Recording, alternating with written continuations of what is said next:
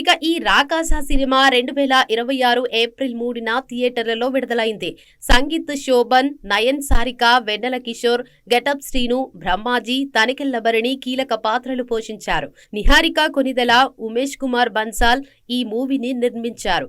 ఈ సినిమా చిన్నప్పుడు మనం విన్న చందమామ కథలు, బకాసురుడి కథల స్ఫూర్తితో రూపొందింది.